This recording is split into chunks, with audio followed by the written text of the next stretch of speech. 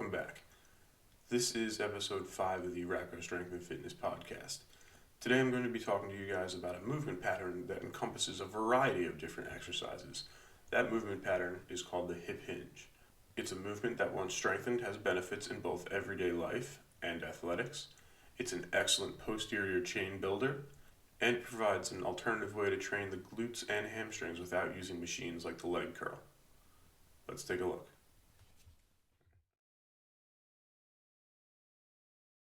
So what exactly is a hip hinge?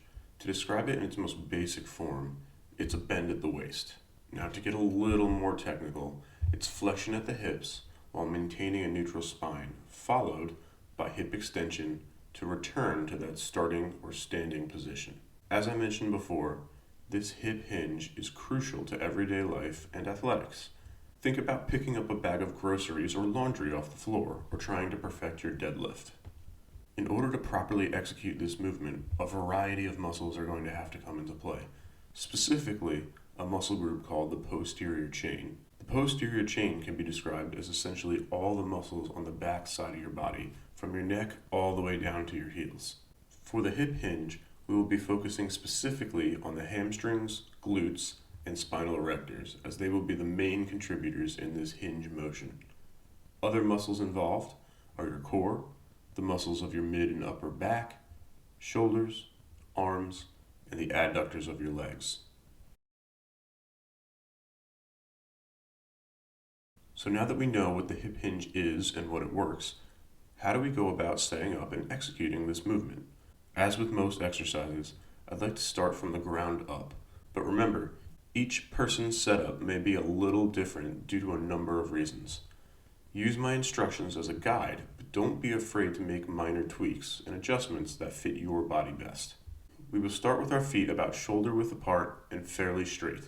Now, if you've watched my video on the squat, you'll realize right off the bat that this is significantly different. With the squat, we had a pretty significant outward foot angle. With the hinge, we want our feet to be relatively straight, with only a slight outward turn of the foot. Imagine like you were just trying to screw your heels into the ground to keep you in place.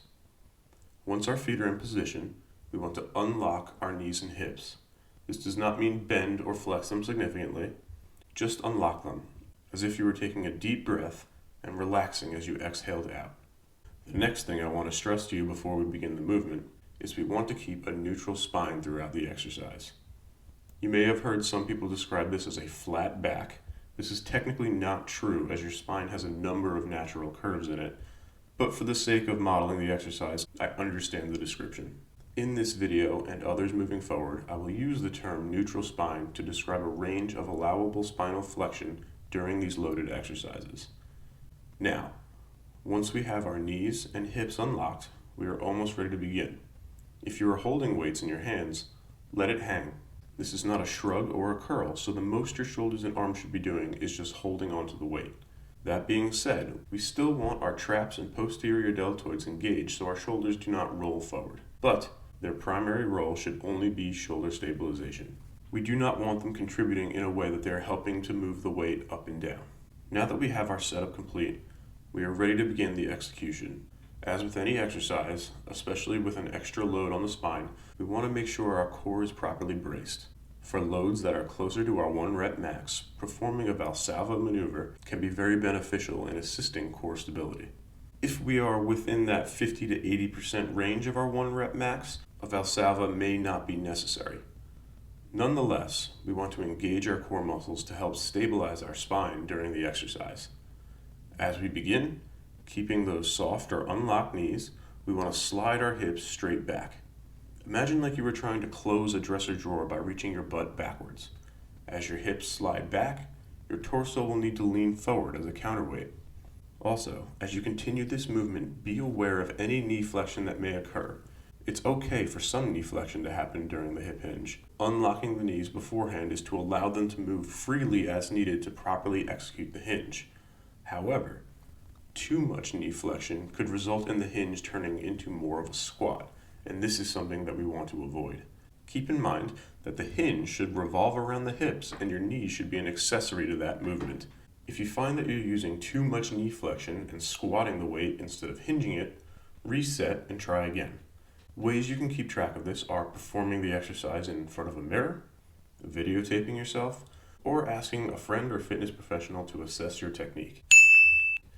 Again, remember to keep a neutral spine throughout the movement. If you're holding weight in your hands, allow it to slide down your legs as your hips move back and your torso forward. Ideally, you want to lower the weight until your hands are about an inch or two below your knee, or until tension in the hamstrings prevent you from going any lower. Do not force any extra range of motion, as your body may not be ready to handle it yet, and it could compromise your neutral spine or potentially strain muscles in your posterior chain. To complete the exercise, we need to extend the hips to return to the standing position. Do this by driving the floor away with your feet, getting your shoulders nice and tall, and driving your hips to the bar or weights. Do not hyperextend the hips at the top. Just remain standing tall with your hips and knees unlocked. The wonderful thing about training is that there's a wide variety of ways to train all these movement patterns. So if there are a specific few exercises that you absolutely hate, you can always find different variations of the same movement. The hip hinge is no different. Some common versions that you may be familiar with are the deadlift, which is actually half a hip hinge, as it's only the hip extension portion of the movement, but there will be another video on deadlift breakdown in the future. The Romanian deadlift, or RDL, is another excellent example of the hinge exercise. These can be done with barbells, dumbbells, kettlebells, even body weight for beginners, or as an excellent warm-up movement. They can also be performed isolaterally for more advanced lifters looking to include more core, accessory muscle, and stability work. Good mornings are another popular version of the hinge. Be careful with these, as they do place a lot of stress on the lumbar spine due to bar positioning. Some other variations of the hinge that might not be as obvious include the hyperextension, where you still get that hinge movement with a little added support from the machine. The glute ham machine, again, depending on how you use it, can be another excellent way for a supported hinge. And also hip thrusters. A little less support, but still incorporating that hinge motion with the ability to add a load by placing a bar or weights across your hips. So great. Now you have all this information, what the heck are you supposed to do with it? Well, I'm glad you asked.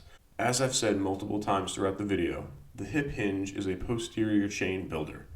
And, as with all training programs, how you choose to strengthen your posterior chain will dictate where you program the movements. Generally speaking, the deadlift is a strength exercise, using heavy weights, 1 to 5 or 6 reps. As with all heavy compound movements, we want those to be first in our training when we are freshest. Movements like an RDL, good morning, or hip thruster typically are not going to be used in that quote-unquote strength rep range, as they are generally done for more than 6 reps. Therefore, they can be included a little later in your training.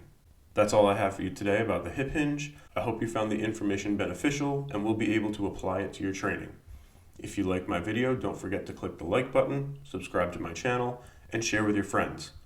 Happy training, everyone, and don't forget, grab the bull by the tusks.